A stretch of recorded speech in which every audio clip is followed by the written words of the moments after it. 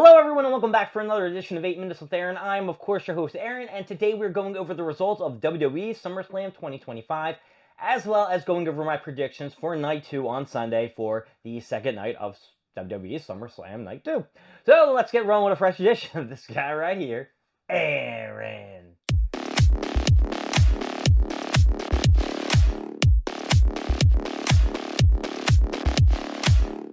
Alright, I'm just going to write down the list. First we're going to go, tonight was Night 1 of SummerSlam.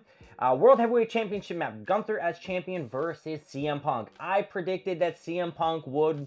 No, I didn't. I think I said Gunther was going to win. I don't even remember. CM Punk win. I was extremely happy. Then that son of a bitch, Seth Rollins, had to cash in his Money in the Bank and beat CM Punk and take his title away. Not happy, wasn't pleased, but overall it was probably better for the story. The WWE Women's Championship match, Tiffany Stratton versus Jade Cargill. I was wrong. I thought Jade Cargill was going to win. Tiffany Stratton retained the title.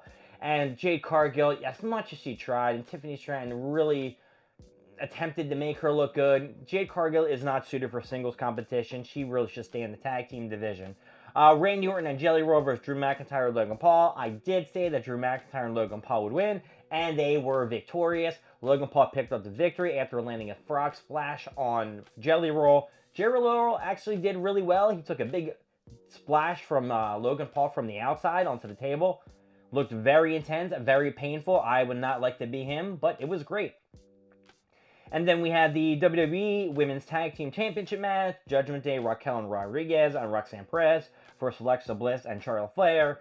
Alexa Bliss and Charlotte Flair picked up the victory after Alexa Bliss accidentally punched Charlotte Flair, and at the end, when she had Roxanne Perez, Alexa Bliss in the Twisted Bliss, you know, Charlotte was like, yo, am I going to get revenge on you? And she ended up kicking Raquel Rodriguez. Alexa Bliss hit her move, 1, 2, 3, new tag team champions. I was wrong. I think I said that Judgment Day would pick up the victory. Roman Reigns and Jey Uso versus Braun Breaker and Bronson Reed. I was right. Roman Reigns and Jey Uso picked up the victory, though Braun Breaker and Bronson Reed still looked very strong during the whole match. And Sami Zayn versus Karrion Kross. I was right. Sami Zayn did pick up the victory. So I was absolutely wrong. I was 2 for 6. Oopsie daisy, folks. Or maybe 3 for 6. Let's give you 3 for 6. Now, we need to discuss tonight. Whenever you're watching this, is probably tonight because it's Sunday. We need to talk about Night 2 of SummerSlam 2025. Alright, so let's just talk about the Intercontinental Championship match. Dominic Mysterio versus AJ Styles. I want AJ Styles to win. Judgment Day is losing their tag team titles for the women. I say Judgment Day is going to lose the IC title. Dominic's going to lose that shit. And it's going to be a downfall without Liv Morgan there. And Finn Balor is going to take all the blame because he fucked up. Then we're going to have Solo Sikoa versus Jacob Fatu in a steel cage match for the United States Championship. I would like to see Jacob Fatu pick up the victory, but Solo Sikoa got like 4 MFTs with him, and they're going to beat the shit out of Jacob Fatu. And Jimmy Uso, he might try to interfere. He is going to get his ass beat too. So, well wishes to those guys, but I don't think that's going to pull the victory for Jacob Fatu. Solo Sikoa will win that. The Women Intercontinental Championship match, Becky Lynch versus Lyra Valkyria. Remember, if Becky Lynch wins, Lyra Valkyria cannot challenge her for the title anymore as long as she holds it. I'm going to give this to Becky Lynch. I really don't think that Lyra Valkyria was a very strong Intercontinental Champion. She was the first one to hold it. Let her lose. Let, Bayley, talk shit on her. Let Bayley beat Becky, and then you can have Lyra and Bayley again, or whatever the fuck you want to do. I don't even want to see that shit, but that's probably what's going to happen. You have another women's title match for the Women's World Championship. Naomi versus Io Sky versus Rhea Ripley. I want to go and say Naomi will pick up the victory. Io Sky has held the title for way too long, and Rhea Ripley is better chasing it than holding it.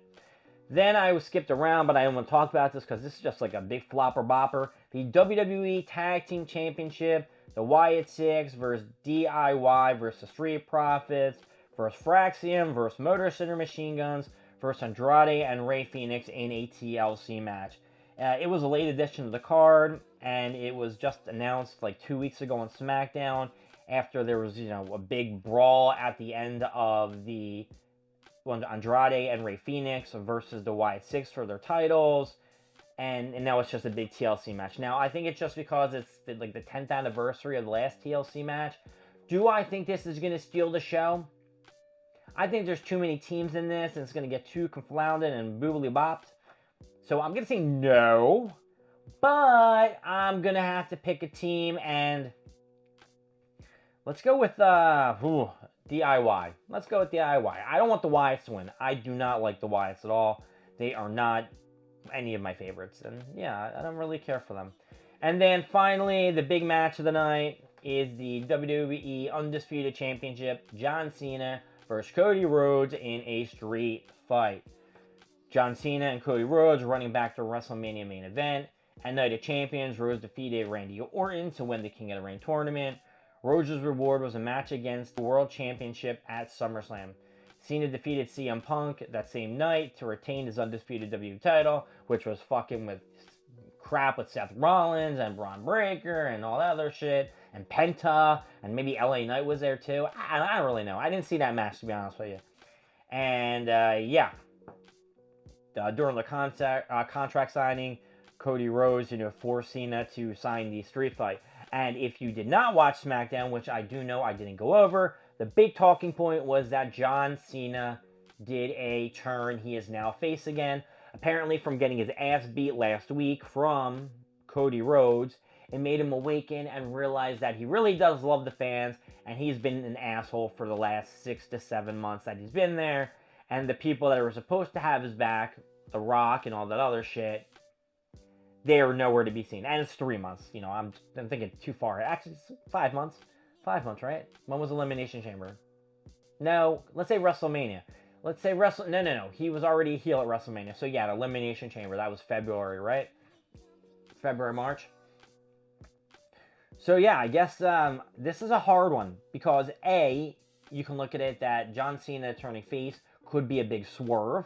And possibly The Rock does come tomorrow and they screw Cody Rhodes.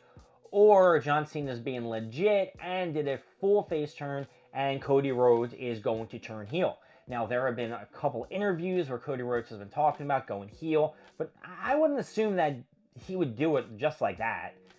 When John Cena leaves in about what 4 or 5 months, right? He's done at the end of December. No more. Who is going to be the face of the product? Who is going to be the face of Friday Night SmackDown if John Cena's not there holding the title? Cody Rhodes, right? Cody has to be that babyface. So I don't know if they're ready to do that, because I don't know who's going to fill that role. But then again, WWE does some crazy shit, and I mean, look at that. I mean, we really thought that Seth Rollins was fucking injured, and this son of a bitch, pulls off the biggest fake out in the last couple of years, I can't believe this son of a bitch was lying. That means LA Knight wasn't in on it, because he looked like he was pissed off when he got injured at Saturday Night Main Event, and Paul Heyman looked worried. What a fucking douche. All right, Seth Rollins. I hate that you screwed over Punk, but I'll give it to you.